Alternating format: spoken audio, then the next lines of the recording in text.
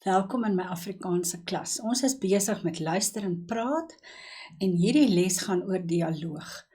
Nou ek weet julle het, toe julle in die skryfformate het hulle ook met julle oor 'n dialoog gepraat, hoe om 'n dialoog te skryf.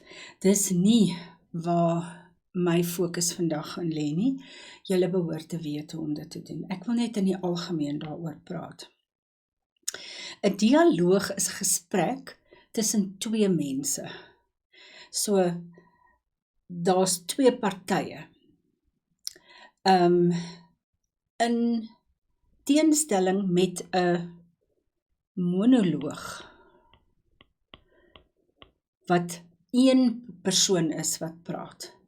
So al wat ek hier het, is twee onderwerpe wat jy kan oordink as jy 'n dialoog moet lei in jou klas, en dan is daar 'n paar wenke. So kom ons kyk. Die eerste scenario is, jou onderwyser vang jou waar jy speelietjies op jou foon speel, terwyl jy in haar Afrikaanse klas sit. Sy verloor haar geduld met jou en neem jou foon weg. So you are playing games in the Afrikaans teacher's class. She loses her patience and she takes your phone away. Watter gesprek vind tussen julle plaas waar jy die situasie probeer beredder? So you are trying to save the situation. So now think about this. This is the situation. What are you going to say to your teacher? Now you have a few decisions to make. You can decide, I'm going to attack her. Not a good idea. You can say things like, jy het my reg as 'n mens aangeraak, jy mag nie my eiendom vat nie. Daar's baie maniere, of jy kan 'n sagter aanslag hê en verskoning vra. Sê, mevrou, ek is regtig jammer, ek weet ek was verkeerd.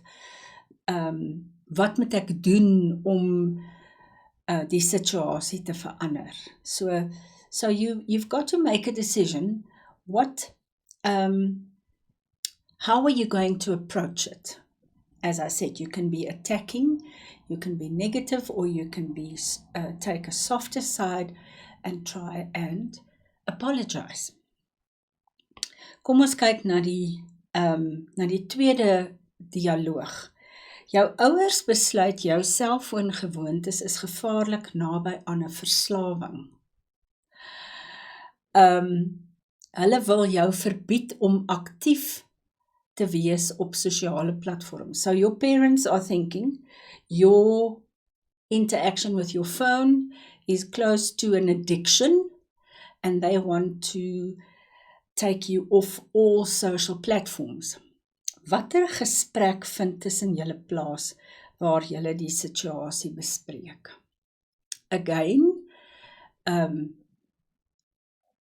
what is the approach going to be? Hoe gaan jy dit benader? Gaan jy onmiddellik verdedig? Are you going to defend yourself immediately? Are you going to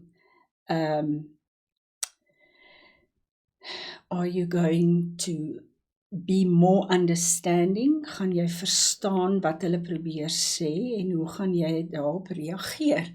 So it's again this thing of give and take. What is my approach going to be? Hoe gaan ek dit benader? Hoe benader jy dit?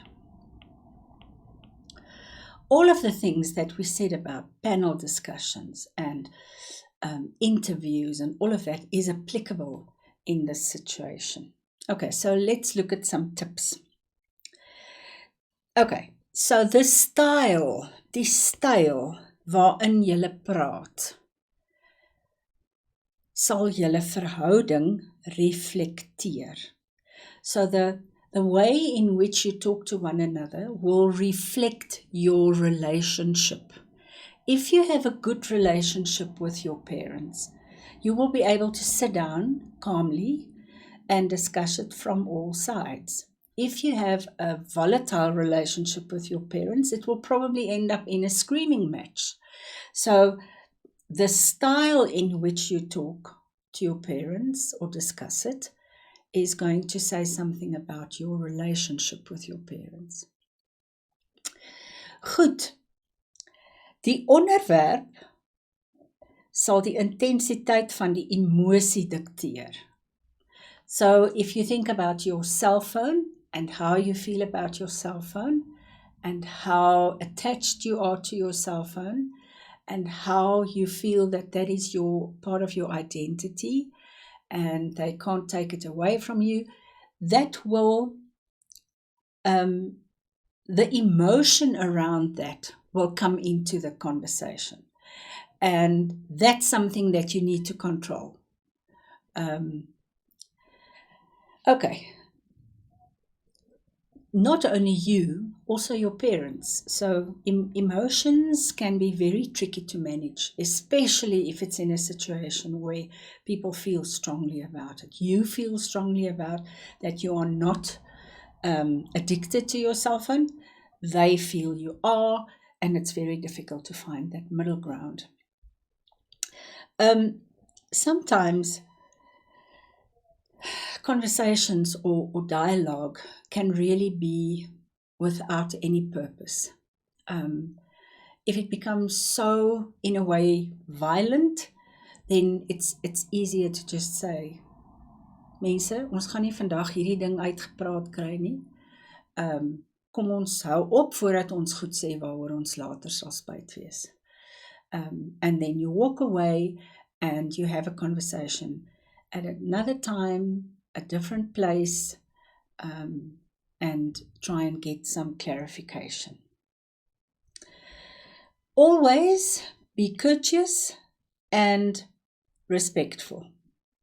With that, you can't go wrong. Whichever conversation or dialogue or interview you are in, being courteous and showing respect is always puts you on the winning side.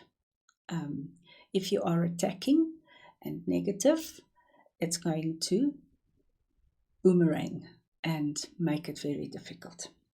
Goed, 'n paar gedagtes rondom dialoog.